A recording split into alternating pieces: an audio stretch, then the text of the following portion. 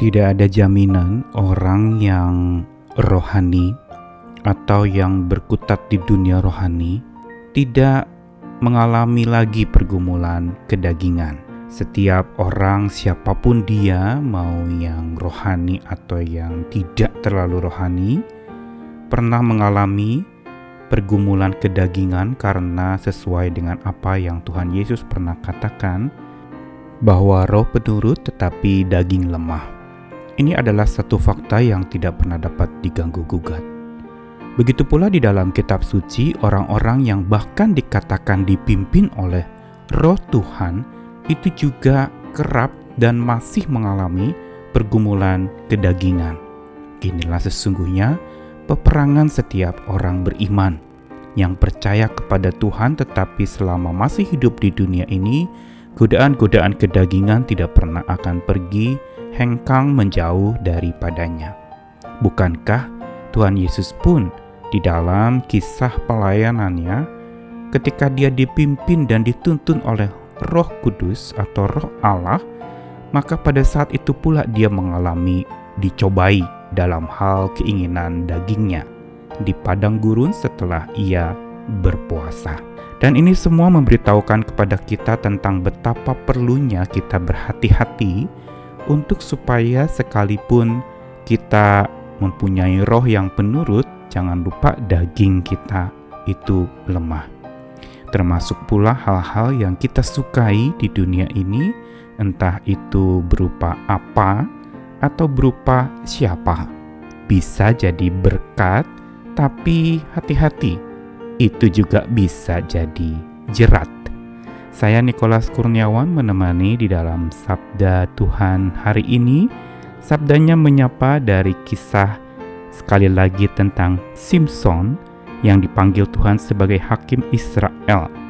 Dari Hakim-Hakim pasal 13 ayat 24 sampai 25, lalu 14 ayat 3 sampai 4 dan 6 sampai 7.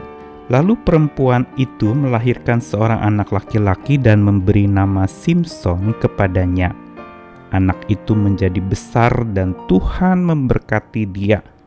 Mulailah hatinya digerakkan oleh Roh Tuhan di Mahane dan yang terletak di antara Zora dan Eshtaol.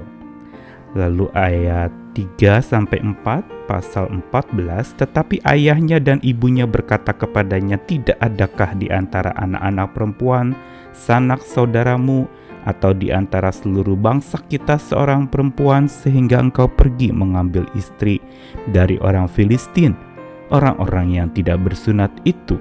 Tetapi jawab Simson kepada ayahnya, ambillah dia bagiku sebab dia kusukai. Tetapi ayahnya dan ibunya tidak tahu bahwa hal itu daripada Tuhan asalnya. Sebab memang Simson harus mencari gara-gara terhadap orang Filistin, karena pada masa itu orang Filistin menguasai orang Israel. Lalu ayat yang ke-6, pada waktu itu berkuasalah Roh Tuhan atas dia, sehingga singa itu dicabik-cabiknya, seperti orang mencabik anak kambing tanpa apa-apa di tangannya. Tetapi tidak diceritakannya kepada ayahnya atau ibunya apa yang dilakukannya itu. Maka ia pergi ke sana lalu bercakap-cakap dengan perempuan itu sebab Simson suka kepadanya. Simson adalah sosok di dalam kitab-kitab perjanjian lama, khususnya kitab Hakim-Hakim, seorang laki-laki yang gagah perkasa, dan memang dia dikaruniai khusus berotot kuat, punya kemampuan fisik yang ekstra lebih dari orang-orang lain pada masa itu. Namun kekuatan yang Tuhan titipkan kepadanya itu sesungguhnya merupakan kendaraan di mana Tuhan mau memakainya untuk supaya Simson menjadi hakim, memenangkan Israel atas jajahan orang Filistin yang waktu itu sedang berkuasa atas bangsa Israel. Dan bacaan kita tadi mencatatkan bagaimana Roh Tuhan itu sungguh menggerakkan hati Simson sejak masa mudanya. Dan dikatakan pula Roh Tuhan itu pula yang membimbing dan menyertai Simson di dalam segala karya-karya pekerjaan dan tugasnya sebagai hakim. Namun ada satu hal yang akan kita cermati bersama hari ini, yaitu bahwa sepanjang kehidupan Simson kita menemukan ada tarik-menarik antara pimpinan Roh Allah dalam hidupnya dengan keinginan dagingnya. Kita lihat bagaimana rasa sukanya terkhusus pada saat di mana dia menginginkan seorang gadis Filistin untuk dijadikan istri. Dia mengatakan kepada orang tuanya bahwa dia menyukai perempuan itu. Rasa suka memang tidak bisa dilarang atau dihalangi. Tetapi rasa suka Simson pada saat itu adalah sebuah rasa suka yang dicatatkan di dalam Alkitab.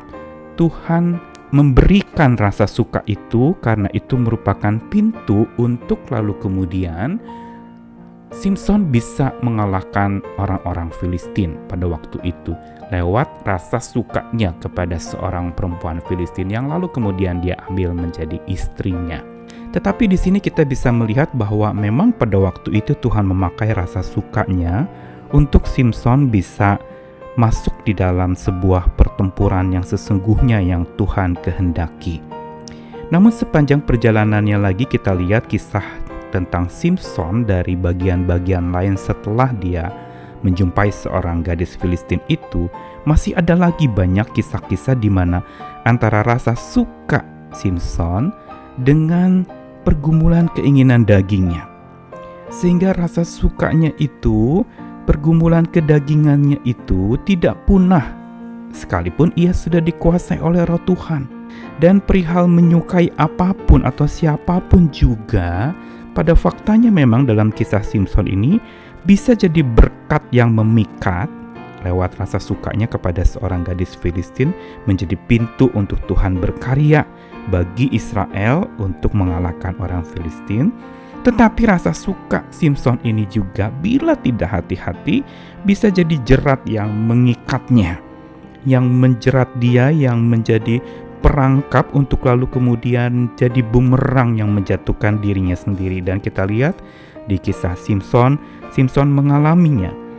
Ada masa di mana keinginan dagingnya atau pergumulan kedagingannya jadi berkat yang memikat, tetapi jadi jerat yang mengikat juga. Sampai akhirnya kita tahu kisah akhir dari Simson yang dia memberitahukan akan kelemahannya sampai rambutnya dipotong oleh Delila, dan lalu kita melihat bagaimana dia lalu kemudian mati di tengah-tengah kerumunan banyak orang dengan menjatuhkan tiang sebuah gedung yang besar dan Simson ikut mati di sana. Pelajaran dari kisah Simson ini mau memberitahu kepada kita tentang kewaspadaan akan apa yang kita sukai, akan pergumulan kedagingan kita.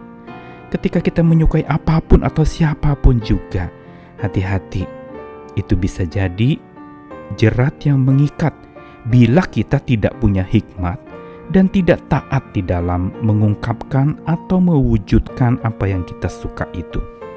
Dan ketertarikan bisa jadi keterikatan bila kita lakukannya sembarangan.